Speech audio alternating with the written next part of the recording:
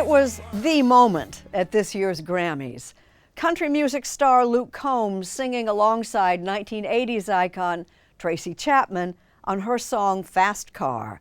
Their performance went viral, but as Kelefa Sanneh explains, there's a lot more to Luke Combs than that night at the Grammys. You know what, I'd love to hear you sing along. He's one of the biggest names in country music, but Luke Combs knows that his rendition of an 80s classic has earned him another title. You got a fast car, and I want to take it to anywhere. Oh yeah, Luke Combs, Fast Car. The Fast Car guy, the guy that covered Fast Car. He's got some other songs, yeah. A lot of other songs, and enough fans to fill this Super Bowl-sized stadium 2 nights in a row.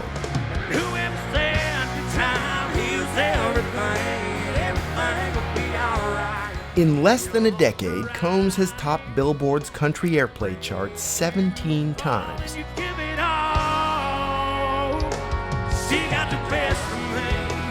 He's known for his big voice, his catchy choruses, and his down-to-earth attitude.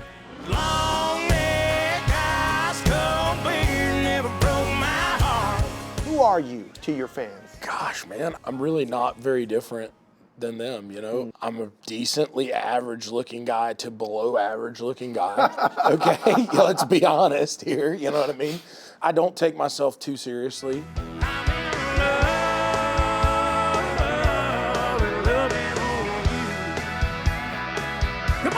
A Luke Combs concert has no pyrotechnics and no costume changes, just a guy in a black fishing shirt.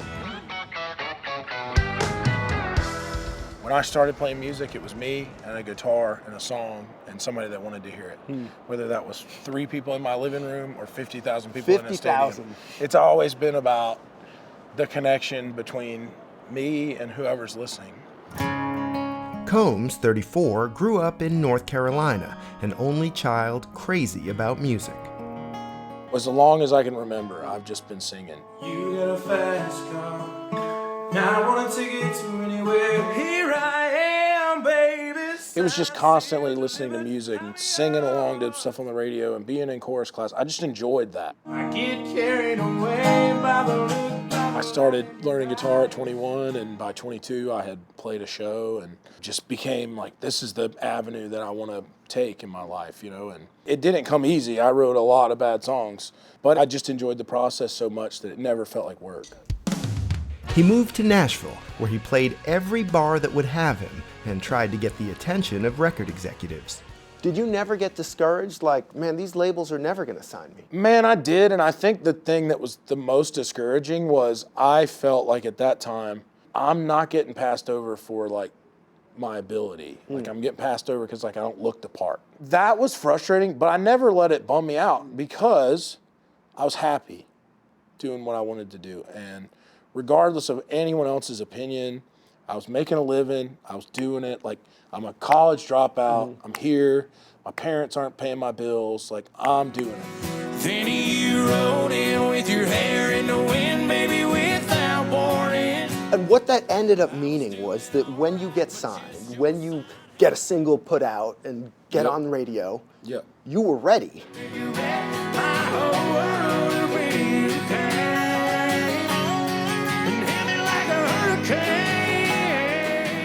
The Luke Combs thing just takes off immediately. It happened. Song goes to number 1. Next one goes to number 1. It happened, man. Next one. Luke Combs! The Country Music Association named him Entertainer of the Year twice in a row. But for him, the biggest honor was the chance to sing a song he has loved all his life with the woman who wrote it. I'm at the Grammys, dude. Like, I'm singing Fast Car with Tracy Chapman. On a What big is stage. going on, dude? Like, Taylor Swift is bopping to... He's singing Fast Car, dude. What is happening, dude?